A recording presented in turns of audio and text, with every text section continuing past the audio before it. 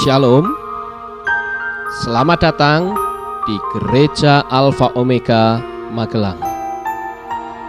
Dengan sukacita kami menyambut kehadiran Bapak Ibu Saudara sekalian untuk bergabung bersama kami dalam mempermuliakan Tuhan Sang Pencipta yang disembah oleh bangsa Israel, yaitu Yahweh Tuhan yang Maha Besar. Dengan segenap hati dan keseriusan kami melayani pekerjaan Tuhan, karena Dia telah turun ke dalam dunia ini dalam wujud manusia lebih kurang 2000 tahun yang lalu.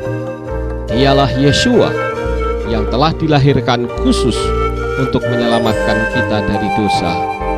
Dialah penebus umat manusia dari kebinasaan yang kekal. Inilah tim Asher bersama-sama dengan tim pendoa syafaat. Mereka datang pagi-pagi sekali.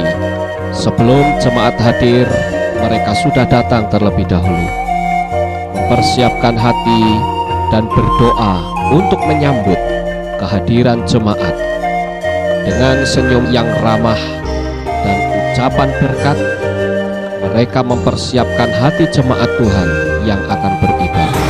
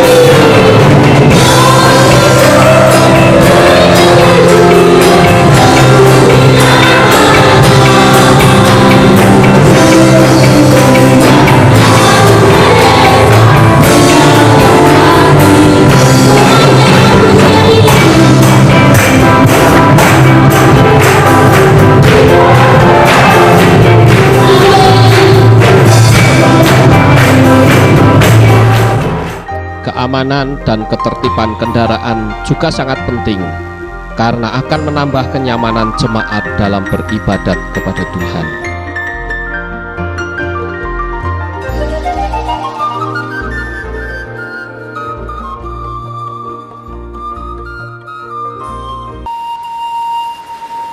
Pembagian warta jemaat setelah selesai ibadat adalah tugas Asher yang terakhir.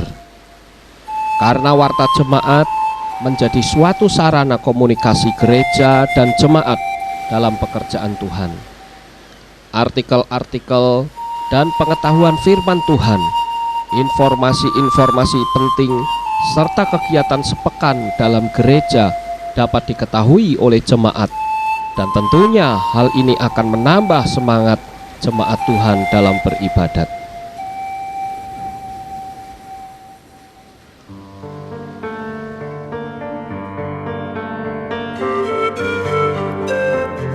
Memberitakan Injil adalah suatu keharusan bagi setiap orang percaya.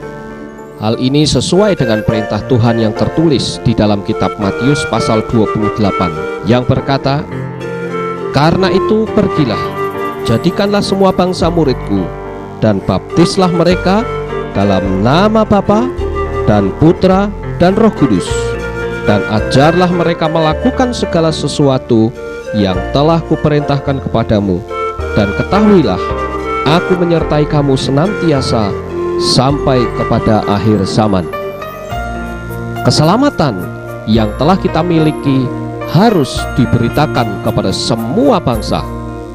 Nyatakanlah kepada semua orang bahwa Tuhan Yeshua telah bangkit dari kematian sesuai dengan firman-Nya di dalam kitab Injil Yohanes pasal 11 ayat 25. "Akulah kebangkitan dan hidup. Barang siapa percaya kepadaku, ia akan hidup, walaupun ia sudah mati." Memberitakan Injil adalah suatu keharusan bagi setiap orang percaya. Perkara orang mau menerima atau menolak itu bukan urusan kita, tetapi urusan orang itu sendiri kepada Tuhan, dan tidak ada unsur pemaksaan sama sekali. Karena mengikut suatu kepercayaan, bila didasari dengan pemaksaan, maka tidak akan melahirkan iman, tetapi roh intimidasi. Apalagi keselamatan itu adalah suatu anugerah terbesar yang Tuhan berikan kepada umat manusia. Dan gereja yang hidup adalah gereja yang memiliki misi untuk menyelamatkan jiwa-jiwa baru. Bagi Tuhan Yesus Hamasi. Ngeriki sing buat pemikiran belajar ngoten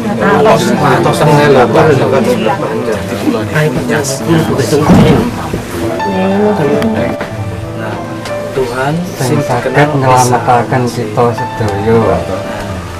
Terus itu sing saged nambani segala macam penyakit mawon napa mawon ikut mari asal awake dhewe niku gelem nampa lan percaya. Didoakake nek mboten percaya nggih. Nggih. Nah, niku syaratnya ning sedayane niku percaya mawon. Dalam anugerahmu Bapa Yahweh, saat ini kami minta supaya Kau turunkan anugerahmu tempat ini, Kau turunkan belas kasihan untuk tempat ini. Siapapun yang mendengar saat ini Tuhan, minta supaya Kau jamah setiap hati anak-anakmu ini yang satu mengalami sakit penyakit di dalam tubuhnya, mengalami kelemahan Tuhan, di dalam tubuhnya Tuhan, minta belas kasihan-Mu supaya Kau turunkan kesembuhan ilahi tidak harus ke dokter Tuhan, tapi aku percaya bahwa Tuhan Yesus adalah dokter segala dokter, sanggup melakukan segala macam penyakit apa saat ini Tuhan Yesus harus tumpangkan tangan untuk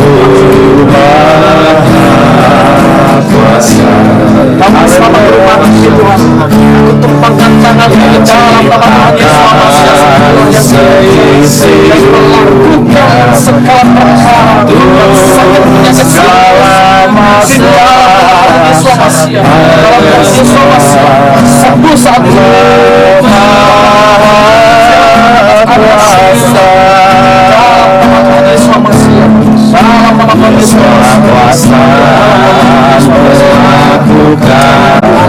Dimana Bapak ini mengalami sesak nafas, aku minta anugerah-Mu itu sembuhkan sesak nafasnya Bapak. Berikan keledaan ini, aku minta anugerah-Mu di dalam nama Tuhan Yesus.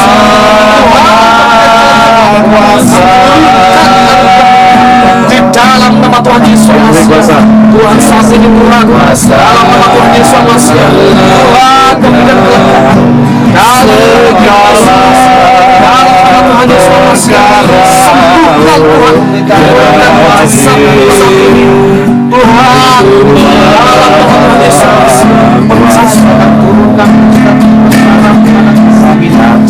apa di dalam segala seisi tangan dalam nama-Mu segala masa kesembuhan dari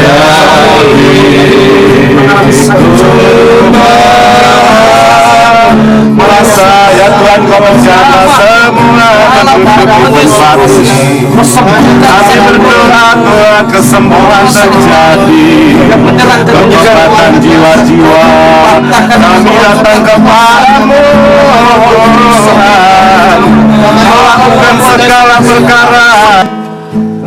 Penuhilah kami dengan hadirat-Mu, kami rindu Yahweh melihat kuasa-Mu dicurahkan di tempat ini. Dalam nama Tuhan Yesus Hamasiya, saya tolak segala sakit penyakit yang ada Dan saya percaya anak-anakmu di tempat ini akan Mendoakan orang sakit adalah suatu sarana yang paling tepat untuk menyatakan kuasa Tuhan, karena kesehatan merupakan kerinduan bagi setiap orang.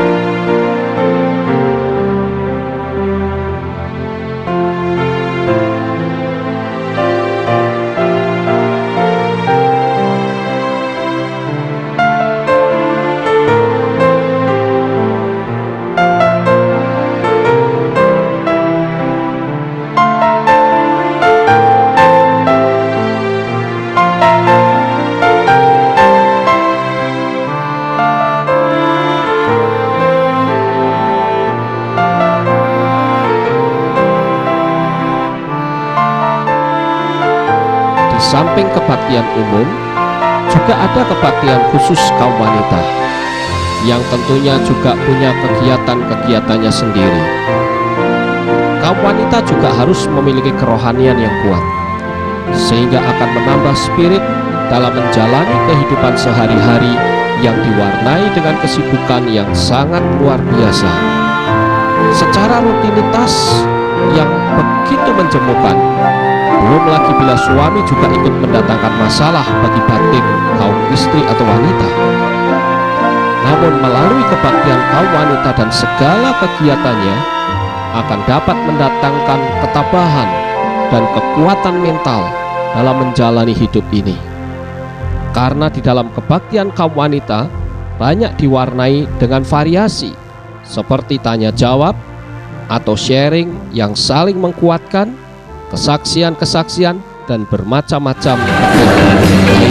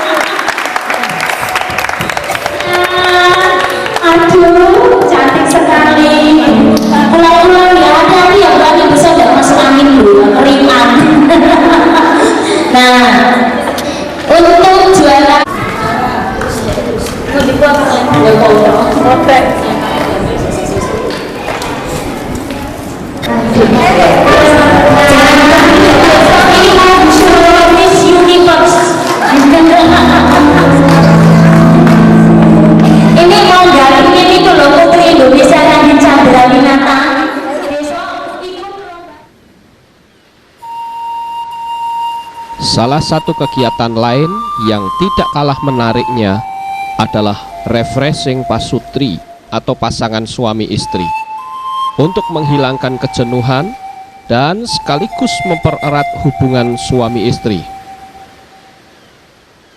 Kehidupan berumah tangga terkadang mengalami banyak tantangan, perbedaan pendapat, dan tidak jarang pula diwarnai dengan saling mendiamkan dan putusnya komunikasi dua arah.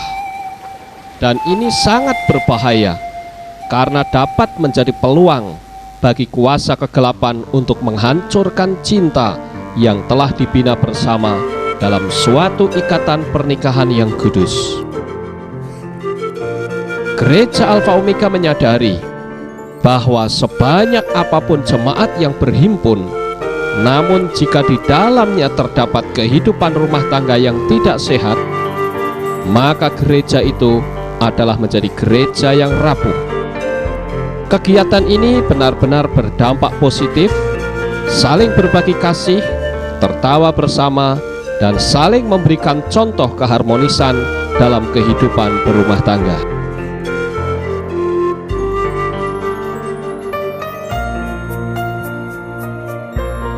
Dapat saudara bayangkan betapa beratnya suatu kehidupan yang di dalamnya tidak diwarnai dengan kasih antara suami dan istri. Sehari-hari yang terdengar hanyalah bentakan-bentakan, amarah dan caci maki. Masing-masing sudah saling menyakiti dan melukai.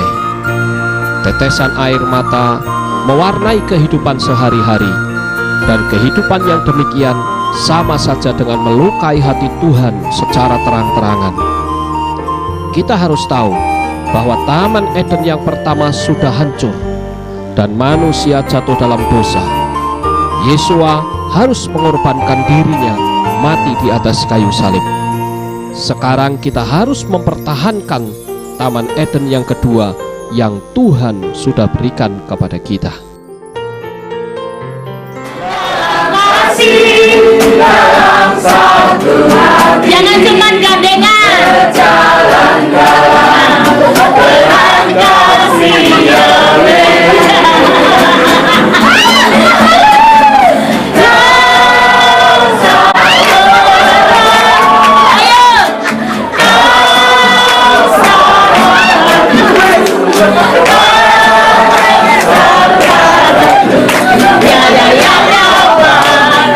bisa kami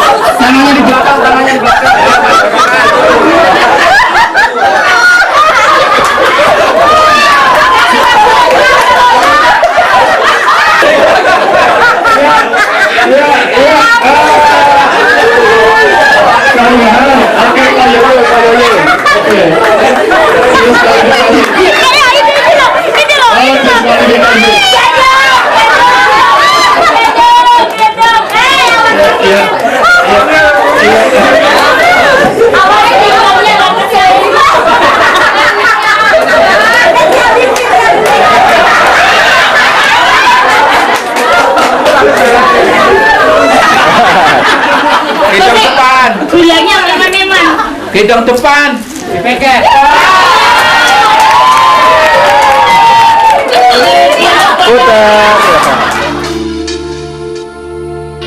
Firman Tuhan berkata dalam Markus pasal 16 ayat 16, siapa yang percaya dan dibaptis akan diselamatkan, tetapi siapa yang tidak percaya akan dihukumkan.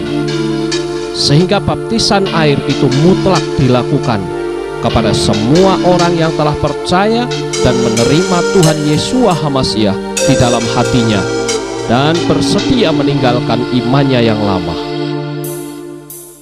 Sudah berapa lamakah saudara menjadi orang percaya? Dan apakah saudara juga sudah dibaptis? Ingat, jangan sia-siakan anugerah keselamatan yang Tuhan sudah berikan kepada kita. Sadarlah bahwa di balik kehidupan ini terdapat kehidupan yang kekal. Kita tidak tahu kapan Tuhan panggil kita untuk menghadap alam kekal. Firman Tuhan berkata, pada hari engkau mendengarnya, janganlah engkau mengeraskan hatimu.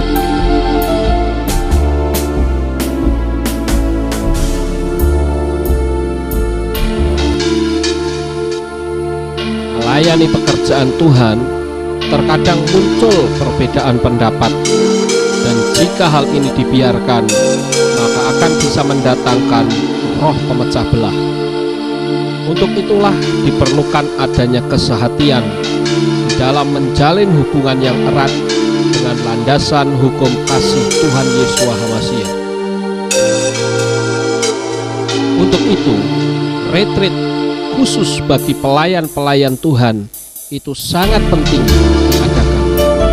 Membina hubungan antar sesama pelayan Tuhan akan menambah kemantapan dalam pelayanan di masa mendatang. Melalui retreat, semua pelayan Tuhan akan termotivasi. SMART atau Special Meeting and Religion Training benar-benar menjadi pusat pelatihan bagi semua pelayan Tuhan, karena mental dan pola kehidupan yang rohani dilatih untuk ditingkatkan hingga mencapai kesempurnaan seperti yang Bapa Yahweh inginkan.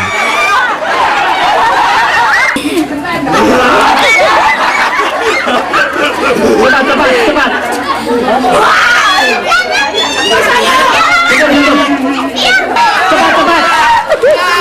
Jangan keluar dari barisan. Tetap pada barisan. 5, 4, 3, 2, 1 pindah.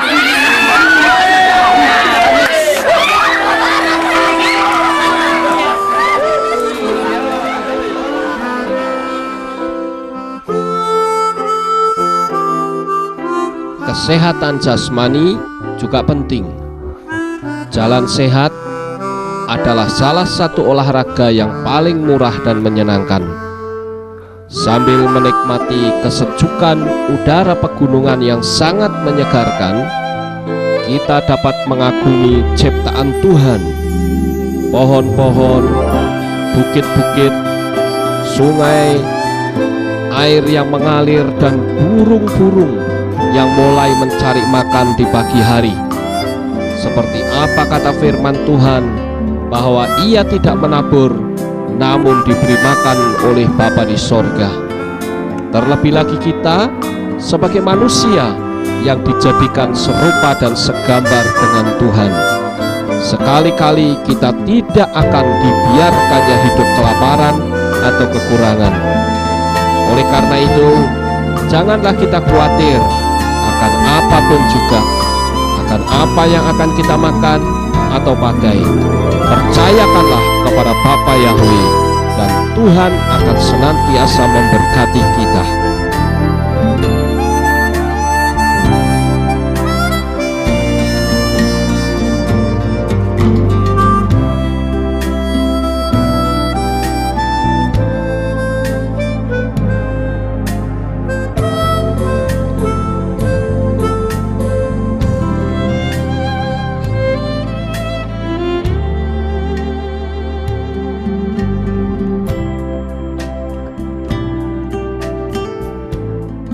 menjadi juru syafaat di pagi hari adalah bagian yang sangat penting bagi pertumbuhan gereja. Seperti yang tertulis di dalam kitab Mazmur pasal 119 ayat 147 sampai 149. Pagi-pagi buta aku bangun dan berteriak minta tolong. Aku berharap kepada firman-Mu. Aku bangun mendahului waktu jaga malam untuk merenungkan janji-Mu. Dengarkanlah suaraku sesuai dengan kasih setia-Mu, ya Yahweh. Hidupkanlah aku sesuai dengan hukum-Mu. Pekerjaan Tuhan tidak terlepas dari motor penggeraknya, yaitu doa. Tanpa doa, gereja tidak memiliki kuasa. Karena apapun juga yang akan kita raih di dalam dunia ini, semua itu hanyalah sejauh doa. Ini adalah salah satu kegiatan dalam kebaktian kaum pria. Melalui komunitas khusus pria, diharapkan jemaat bukan karena fisiknya saja yang pria, tetapi benar-benar akan menjadi pria sejati yang dapat bertanggung jawab dan dihormati dalam keluarga. Seringkali pria bertindak otoriter dan mau menangnya sendiri, sehingga yang menjadi korban adalah istri dan anak-anak. Tidak jarang anak-anak mengalami broken home, dan konsep tentang hati Bapa Yahweh yang penuh kasih tidak bisa dirasakan, karena ia memiliki seorang bapa yang keras dan mau menang sendiri. Namun dalam komunitas inilah akan dibentuk karakternya menjadi suami yang menjadi kebanggaan istri dan anak-anak.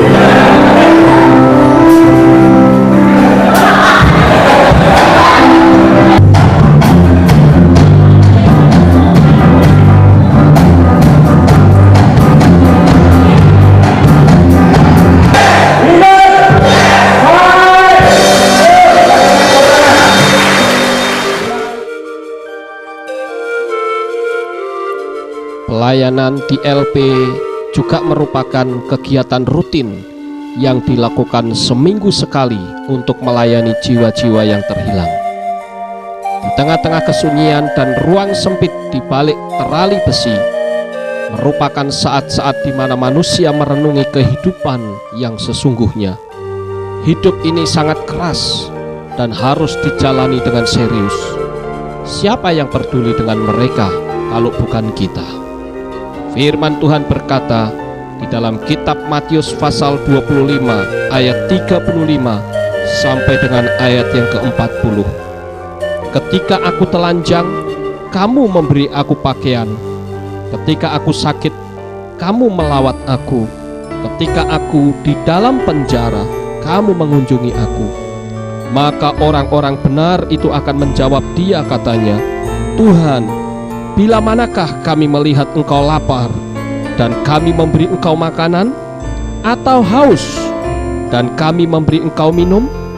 Bila manakah kami melihat engkau sebagai orang asing dan kami memberi engkau tumpangan, atau telanjang dan kami memberi engkau pakaian? Bila mana kami melihat engkau sakit atau dalam penjara dan kami mengunjungi engkau? Dan raja itu akan menjawab mereka, Aku berkata kepadamu, sesungguhnya segala sesuatu yang kamu lakukan untuk salah seorang dari saudaraku yang paling hina ini, kamu telah melakukannya untuk aku.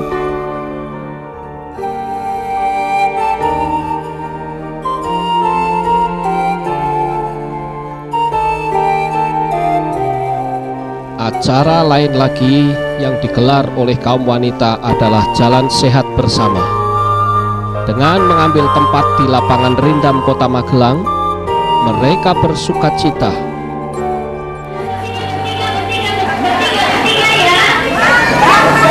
Ikut saja yang di depannya jalan sampai di mana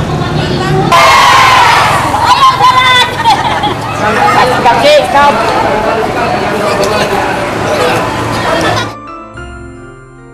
Acara ini diwarnai dengan permainan-permainan menarik yang membuat hati menjadi penuh dengan sukacita, sehingga suasana kebersamaan dan keakraban demikian terasa. Firman Tuhan berkata di dalam kitab Mazmur pasal 133, Sungguh alangkah baiknya dan indahnya apabila saudara-saudara diam bersama dengan rukun, seperti minyak yang baik di atas kepala meleleh ke janggut dan meleleh ke janggut Harun dan ke leher jubahnya, seperti embun gunung Hermon yang turun ke atas gunung-gunung Sion, sebab kesanalah Yahweh memerintahkan berkat kehidupan untuk selama-lamanya.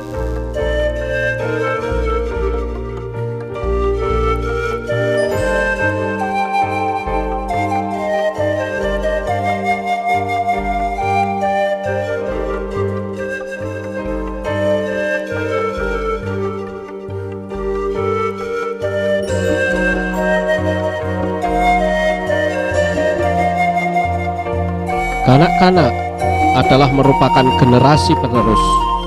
Mereka seperti kertas yang masih putih, masih murni, dan belum terkena kotoran apapun. Hati mereka masih tulus. Tuhan Yesua sangat senang dengan anak-anak. Ketika suatu hari murid-murid Yesua memarahi anak-anak yang mendekat kepadanya, Yesua berkata, "Biarkan anak-anak itu datang kepadaku. Jangan menghalang-halangi mereka, sebab orang-orang yang seperti itulah yang empunya kerajaan surga. Aku berkata kepadamu, sesungguhnya barang siapa tidak menyambut kerajaan Tuhan seperti anak-anak kecil ini, ia tidak akan masuk ke dalamnya." Lalu Yesua memeluk anak-anak itu sambil meletakkan tangannya ke atas mereka. Ia memberkati mereka. Di dalam Markus 10 ayat 14-16. Kebaktian bagi anak-anak itu sangat penting, yaitu agar mereka dapat mengenal Tuhan Sang Pencipta, yaitu Bapa Yahweh, dan Yeshua HaMasyiah sejak dini, sehingga mereka tidak mudah terkontaminasi oleh kehidupan luar yang keras dan yang tidak mengenal ampun. Kita sering melihat betapa banyaknya anak-anak yang sudah menjadi korban narkoba atau melakukan tindak kekerasan. Oleh karena itu, jikalau saudara memiliki anak, bawalah untuk bergabung bersama dengan kami.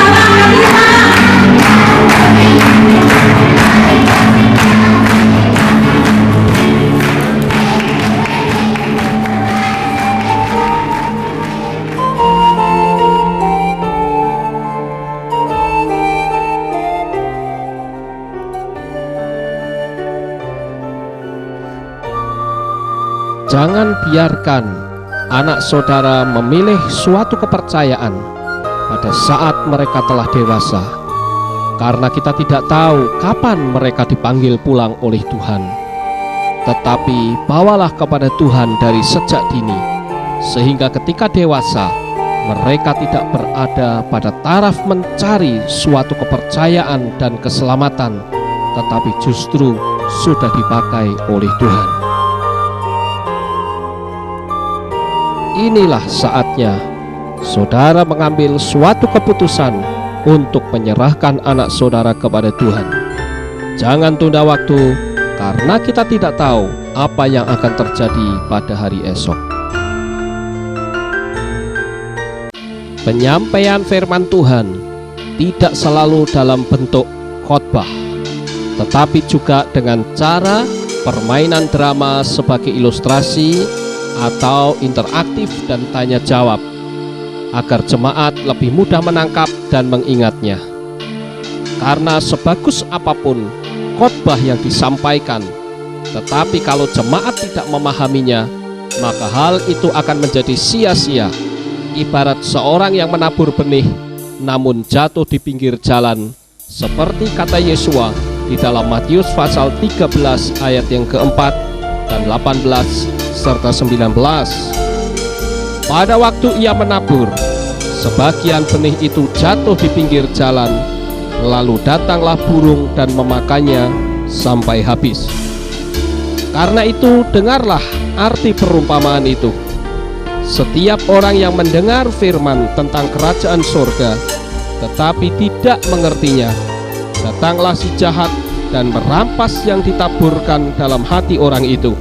Itulah benih yang ditaburkan di pinggir jalan. Melalui metode ini, jemaat Tuhan akan sangat mudah memahami firman Tuhan.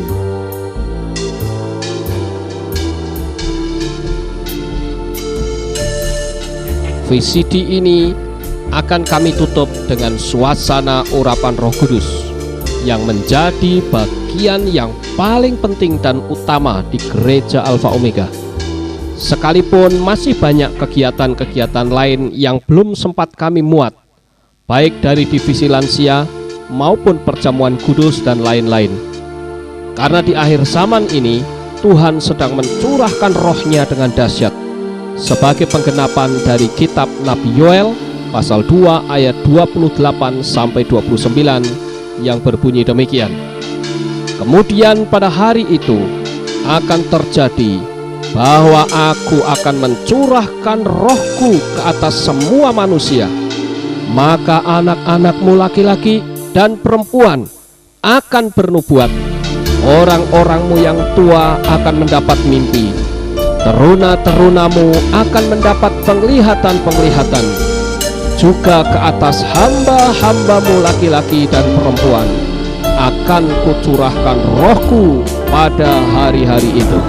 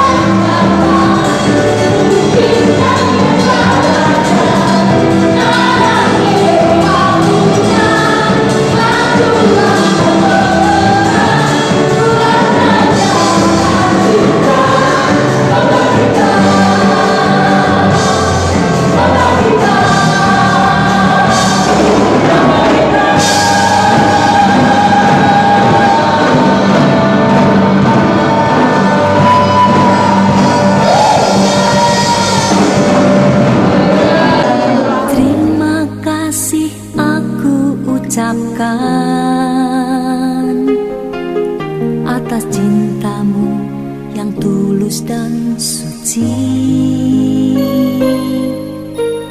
Pengorbananmu di kayu salib mengubah seluruh kehidupanku.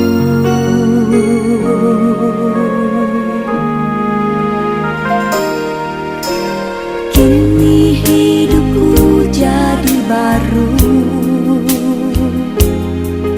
hidup yang lama telah ku tinggalkan. Ku mau hidup melayanimu hingga sampai di